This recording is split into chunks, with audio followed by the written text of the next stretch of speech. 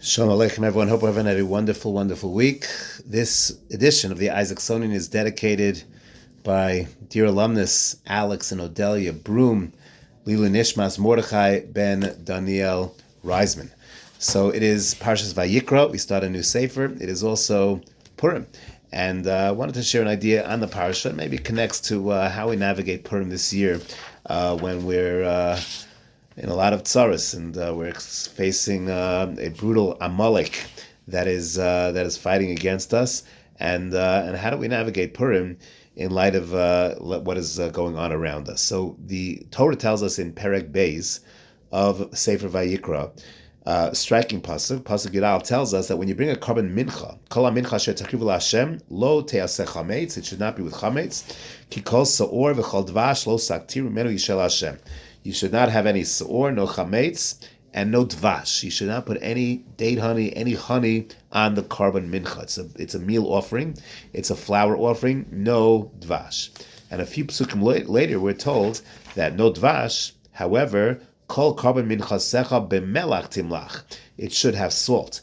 Lo tashbiz melach bris elokecha. Kol karbonecha takriv melach. You have to have salt on the carbon. So it's striking. If you ask me, honey or salt, I would put honey on. It's a much more beautiful, sweeter offering. Why salt and not honey? What is the message the Torah is telling us? So I saw many years ago an idea, I don't remember where I saw it, but it's a beautiful idea.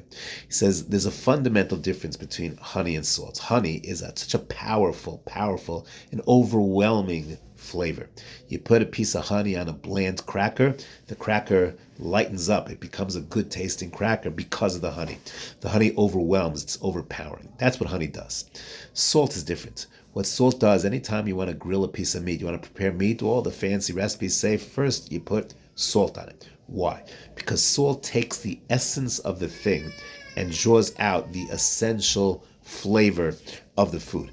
You want to salt meat from the dam, put salt on, and the dam, the inner part of the meat, gets extracted. Salt takes the essence and pulls it out.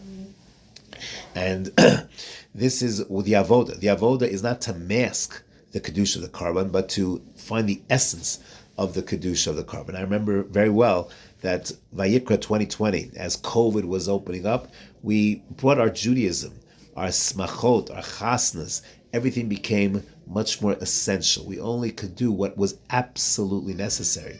And on some level, that avoda was a more meaningful avoda. We didn't have all the honey masking the essence. It was just salt drawing out the essence. And Purim, if I were to think about how to navigate Purim this year particularly, when we have an Amalek in front of us, we're fighting Amalek. That's for sure. So I think the avoda Purim's a complicated day because there's a lot of sometimes frills that are added to Purim that are not really Purim. We get involved in certain festivities and merriment that's not really the Kedushas Hayom. And maybe the lesson over here is, especially this year, I think all years, but especially this year, to tap in to the day of Purim itself. It's a day of tefillah. It's a day of how do we eradicate Amalek. So Moshe Rabbeinu, when he's davening to Hashem, when Bnei Yisrael mistaklim klape mala, then they succeed in eradicating Amalek. When we lose sight of the ultimate goals and missions, then we lose to Amalek.